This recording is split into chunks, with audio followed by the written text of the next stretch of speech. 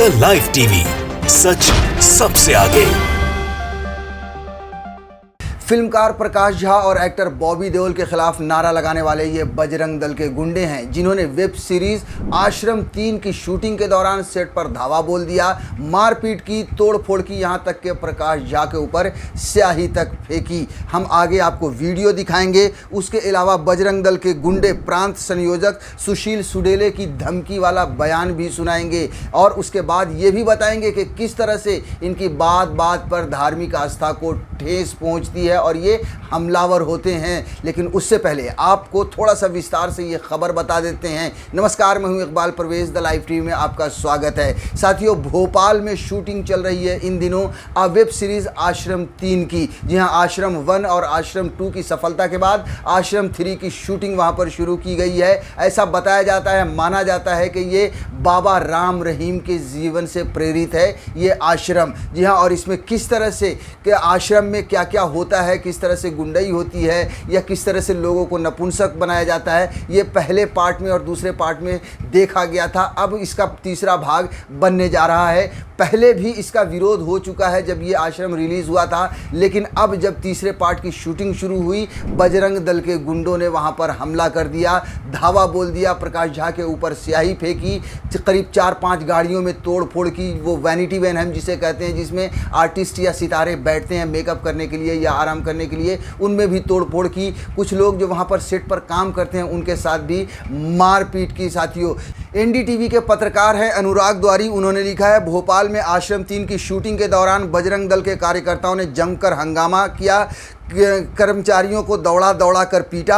वहीं vanity van समेत 5 वाहनों में तोड़फोड़ की है। हमले में 4-5 कर्मचारियों को चोट लगी है। उसके बाद वरिष्ठ पत्रकार और फिल्मकार विनोद कापड़ी हैं, उन्होंने जो रीट्वीट करके लिखा है कि बजरंग दल के गुंडों को इतनी छूट क्यों मिली हुई है ये। उन्होंने शिवराज सिंह चौहान जो मध्य प्रदेश के मुख्यमंत्री हैं उनको टैग करके लिखा है और साथ में लिखा है शर्मनाक। जी हाँ, अगर हम बात करें पिछले कुछ समय से तो मध्य प्रदेश उत्तर प्रदेश से भी कहीं आगे निकल रहा है इस तरह के दंगे फसाद के मामले में, इस तरह से मारपीट के मामले में। और वहाँ पे भगवा आतंकियों का जो है सो दबदबा कहें या उनकी गुंडागर्दी पिछले कुछ समय में बहुत ज़्यादा बढ़ती हुई नज़र आ रही है। देखिए, इसमें बहुत सारे लोगों ने प्रतिक्रियाएं दी हैं। अमनदीप 1978 उन्होंने लिखा है, क्योंकि उनके पापा पर बेस्ड वेब सीरीज़ है और पापा अभी जेल में हैं तो बुरा लगता है भाई, आपको भी पता है। जी हाँ, जैसा कि मैंने पहले भी कहा और ये बताया जा रहा है कि ये राम रहीम के ऊपर आधारित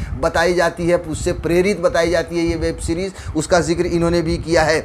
उसके आगे देखिए, ट्विटर पर एक हैंडल है अभिषेक, इसमें लिखा है, छूट नहीं आदेश है कापड़ी साहब, दंगा फसाद में एमपी अभी यूपी से एकदम आगे चल रहा है। मोदी सरकार के परफॉर्मेंस अप्रेजल में ऐसे ही तब स्कोर बढ़ता है। जी हाँ, मतलब मोदी सरकार के इसमें अगर नरेंद्र मोदी की नज़र में आना है तो फिर इस तरह के दंगे फसाद होने ज़रूरी हैं। ये है मोटा मोटी इनके कहने का मतलब है। पृथ्वीराज शर्मा है, वो लिखते हैं कि गुंडों का राष्ट्रीयकरण हो चुका है, ये सब आवारा टाइप गुंडे नहीं, बाकायदा सरकारी संरक्षण प्राप्त राष्ट्रीय गुंडे हैं। देश की कानून व्यवस्था कायम रखना अब इनके जिम्मे है।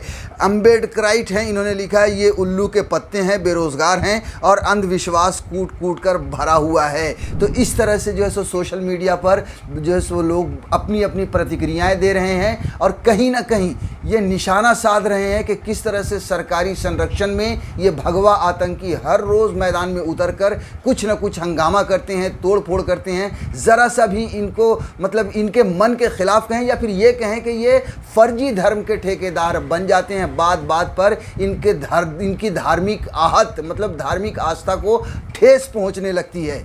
अब हम आपको वो बयान सुनवाते हैं। बजरंग दल का जो गुंडा है प्रांत संयोजक सुशील सुडेले, वो धमकी दे रहा है। जी हाँ, बाज़ाब्ता धमकी दे रहा है कि हम जो है सो शूटिंग नहीं होने देंगे। अब आप उसके बयान को सुनिए, उसके बाद हम आगे डीआईजी इरशाद वली की बाइट भी हम आपको सुनाएंगे कि उनका ये जो हंगामा हुआ है उस पर क्या कहना है, वो किस तरह की कार्रवाई करेंगे। तो सबसे पहले बजरंग दल के गुंडे की ये बाइट सुनिए आप। जब प्रकाश झा के बाप दादा भी धरती पे नहीं आए होंगे तब से ये सनातन धर्म में आश्रम व्यवस्था चल रही है। क्या इसमें हिम्मत है कि किसी मदरसे की, किसी मस्जिद की, किसी चर्च की फिल्म नाम पर फिल्म बनाने की?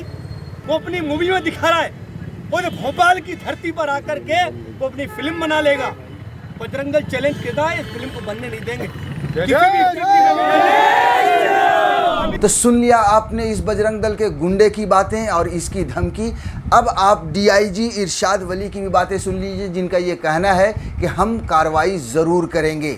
वहाँ पे कुछ उपद्रवी तत्व पहुँचे थे, उन उपद्रवी तत्वों को वहाँ से हटा दिया गया तुरंत, और कुछ को जो है वहाँ से खदेड़ भी दिया गया तत्काल रूप से। लेकिन वहाँ पे 2-4 व्हीकल जो है उनको डैमेज किया था उन लोगों ने, तो हम लोगों ने क्रू को भी एश्योर किया है कि उनको पूरी सिक्योरिटी दी जाएगी, वो शूटिंग बिल्कुल अच्छी तरह से पूरा करें, और किसी भी तरह से जो है हम पूरा सहयोग करेंगे। इस तरह की जो है बातचीत गतिविधि किसी को भी करने का बिल्कुल मौका नहीं मिलेगा दोबारा से।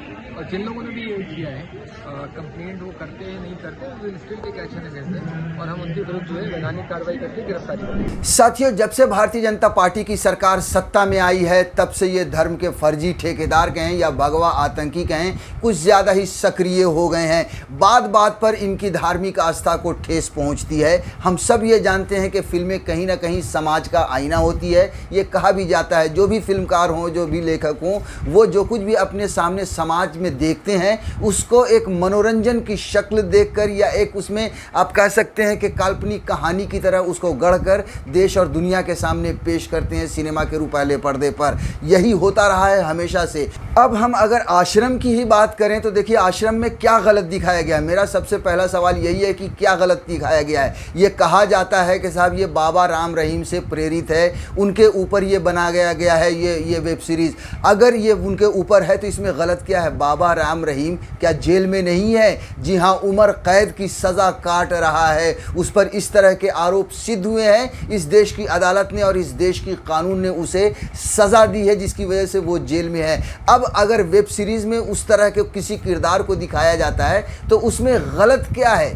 और ऐसे दर्जनों बाबा हैं जिन पर बलात्कार के आरोप लगे हैं, जिन पर हत्या के आरोप लगे हैं, और कितने बाबा हैं जो अभी भी जेल में सड़ रहे हैं। कई लोग हैं जिनको सज़ा हो चुकी है। अगर ऐसी चीज़ें सिनेमा के माध्यम से दो लोगों के सामने आती है तो इसमें गलत क्या है? इतना बुरा क्यों लगता है साहब? अभी देखिए, वो बजरंग दल का गुंडा कह रहा था मुसलमानों पर या इस्लाम पर इशारा कर रहा था कि उस पर या ईसाइयों पर ऐसी फिल्में क्यों नहीं बनती हैं। जी हाँ, जैसा कि मैंने पहले कहा कि फिल्में समाज का आईना होती हैं। बिल्कुल, आप देखिए कि दुनिया के किसी भी कोने में, चाहे वो हॉलीवुड हो या बॉलीवुड हो या किसी भी रीजनल फिल्मों में, जब भी आतंकवाद का जिक्र होता है, मुसलमानों को आतंकवादी के रूप में दिखाया जाता है। तो क्या मुसलमान खड़े हो जाएं? क्योंकि पूरे दुनिया के मुसलमान तो आतंकवादी नहीं है, या फिर हर मुसलमान तो आतंकवादी नहीं है, लेकिन फिर भी चूंकि मुसलमानों के साथ या इस्लाम के नाम के साथ आतंकवाद शब्द जुड़ गया है, लगातार लोग इस तरह अपने समाज में या अपने देश में या दुनिया में देख रहे हैं। फिल्मों में वो उसका चित्रण करते हैं।